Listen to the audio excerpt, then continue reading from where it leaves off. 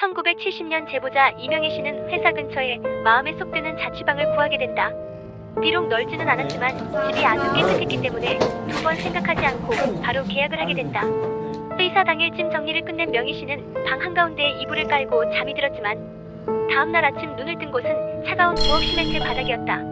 그녀는 어제 이사 때문에 무리를 해서 그런가 보다 싶어 대수롭지 않게 생각하고 넘겼지만 그 다음날에도 똑같이 차가운 부엌 시멘트 바닥에서 잠을 자고 있었다.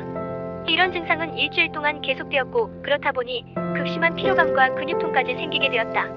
어느 날 명희 씨는 자신의 이상한 행동을 파악하기 위해 잠을 자지 않고 기다려보기로 했다.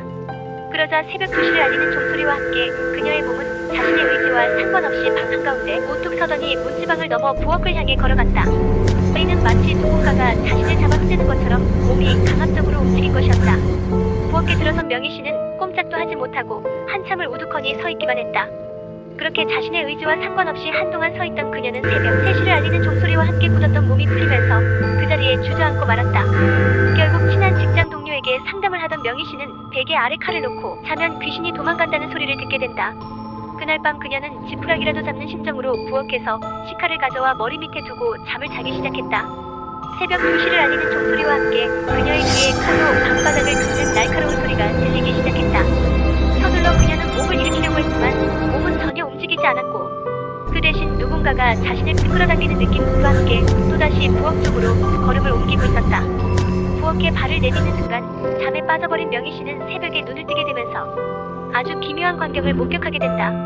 자신의 방 한가운데에서 어떤 여자가 등을 내린 채 중얼거리면서 미친듯이 방바닥을 긁고 있는 것이었다. 바닥에 피가 묻을 정도로 방바닥을 긁던 이 여자는 갑자기 고개를 돌려 명희 씨를 무서운 눈으로 노려보기 시작했다.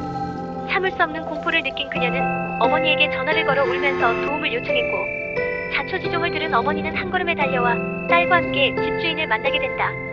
명희 씨 어머니는 집주인에게 당장 바닥을 파보자고 제안을 했지만 영문을 모르는 집주인은 이를 단칼에 거절을 한다. 하지만 그동안 명희 씨가 겪었던 이야기를 듣자마자 집주인은 사색이 되더니 바로 사람을 불러서 방바닥을 파기 시작했다. 그렇게 얼마의 시간이 지났을까 갑자기 방 안에서 사람들의 웅성웅성하는 소리가 들리기 시작했고 무슨 일인가 궁금해서 방 안을 들여다본 명희 씨는 그 자리에서 기겁을 하고 만다. 왜냐면 그녀가 항상 잠을 자던 방바닥 아래에서 썩지도 않으리라 형태의 여자 시신이 발견됐기 때문이었다. 원래 명희 씨의 자취방은 공동묘지가 있던 곳으로 수많은 무덤을 모두 옮기고 집을 지은 곳이었다. 하지만 미처 옮기지 못한 시신 한 구가 그녀의 자취방 아래에 그대로 묻혀 있었고 지금까지 명희 씨는 누군가의 무덤 위에서 잠을 자며 귀신과 동거를 했던 것이다. 그동안 귀신은 자신의 무덤 위에 누워있는 명희 씨를 강제로 쫓아내기 위해 그렇게 방바닥 안에